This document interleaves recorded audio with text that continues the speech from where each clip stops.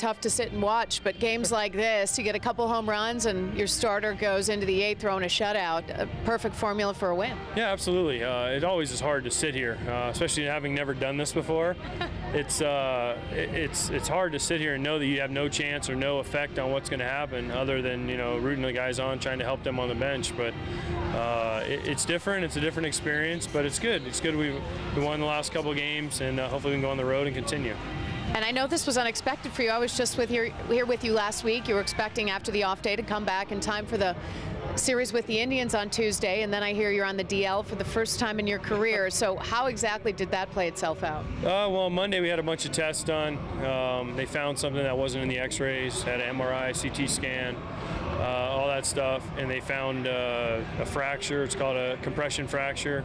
And then rather than let me do something crazy, because they know that I'd come back and play, they figured it's for my best interest to put me on the DL. And the scoreboard watching the Tigers sweep the Indians. Yeah. Are you going to be able to catch them? I hope so, but like I said, I think we have 6 or 7 games left with them, so we got to, basically try to win every game, not only against them, but against everyone we play. What have been your thoughts as you've watched the Cubs continue? I asked you last week about Carlos Zambrano and that situation, and now to see that Jim Hendry not only was fired, but it was done back at the end of July. I know, I'm surprised. I've known Jim since I was in high school.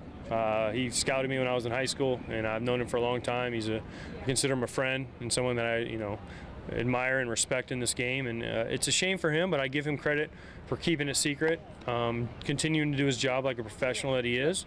Everyone talks about Kenny Williams, and of course Rick Hahn is the name that comes up as the next big GM somewhere. How much contact do you have with him, and how much do you know about him and his qualifications? Well, he's definitely qualified, except for the fact he went to Michigan. Other than that, he's got a lot of good qualifications. I take exception to that.